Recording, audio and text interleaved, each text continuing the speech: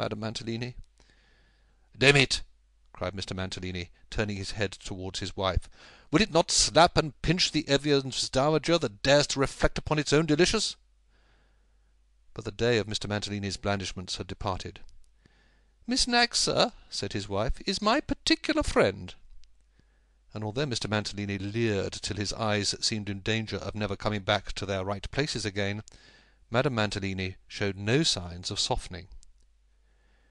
To do the excellent Miss Knag justice, she had been mainly instrumental in bringing about this altered state of things, for, finding by daily experience that there was no chance of the business thriving or even continuing to exist, while Mr. Mantalini had any hand in the expenditure, and having now a considerable interest in its well-doing, she had sedulously applied herself to the investigation of some little matters connected with that gentleman's private character, which she had so well elucidated and artfully imparted to Madame Mantalini, as to open her eyes more effectually than the closest and most philosophical reasoning could have done in a series of years.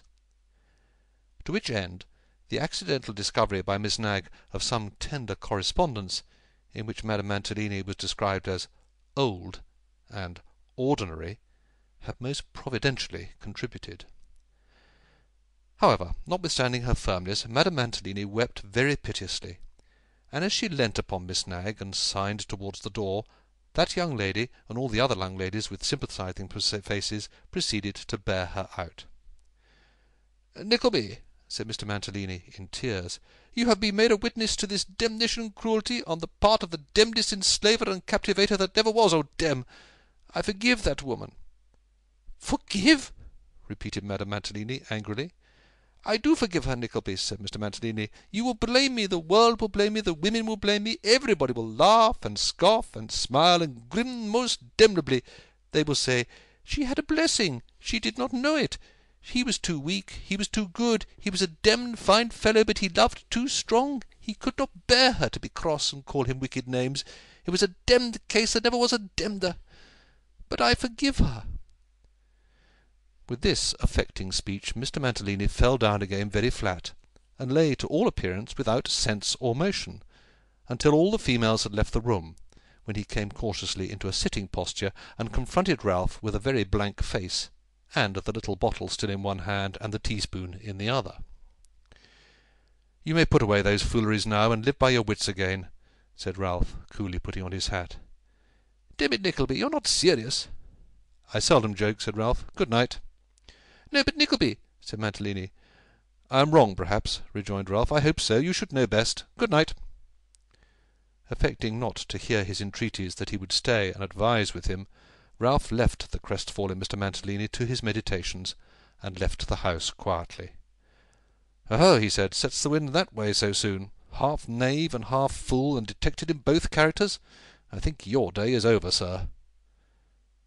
As he said this, he made some memorandum in his pocket-book in which Mr. Mantalini's name figured conspicuously, and finding by his watch that it was between 9 and 10 o'clock, made all speed home. "Are they here?" was the first question he asked of Newman. Newman nodded. "Been here half an hour." "Two of them? One a fat, sleek man?" "Aye," said Newman. "In your room now." "Good," rejoined Ralph. "Get me a coach." A coach? What you going to do, eh?" stammered Newman. Ralph angrily repeated his orders, and Noggs, who might well have been excused for wondering at such an unusual and extraordinary circumstance, for he had never seen Ralph in a coach in his life, departed on his errand, and presently returned with the conveyance. Into it went Mr. Squeers and Ralph, and the third man, whom Newman Noggs had never seen. Newman stood upon the doorstep to see them off, not troubling himself to wonder where or upon what business they were going, until he chanced by mere accident to hear Ralph name the address whither the coachman was to drive. Quick as lightning, and in a state of the most extreme wonder, Newman darted into his little office for his hat, and limped after the coach, as if with the intention of getting up behind. But in this design he was baulked, for it had too much the start of him, and was soon hopelessly ahead, leaving him gaping in the empty street. "I don't know, though," said Noggs, stopping for breath, "any good that I could have done by going too. He would have seen me if I had." "Drive there? What can come of this? If I'd only known it yesterday, I could have told—" "Drive there! There's mischief in it. There must be." His reflections were interrupted by a grey-haired man of a very remarkable, though far from prepossessing, appearance, who, coming stealthily towards him, solicited relief. Newman, still cogitating deeply, turned away. But the man followed him, and pressed him with such a tale of misery that Newman, who might have been considered a hopeless person to beg from, and who had little enough to give, looked into his hat for some halfpence which he usually kept screwed up, when he had any, in a corner of his pocket handkerchief. While he was busily untwisting the knot with his teeth, the man said something which attracted his attention. Whatever that something was, it led to something else, and in the end he and Newman walked away side by side, the strange man talking earnestly, and Newman listening. End of chapter 44.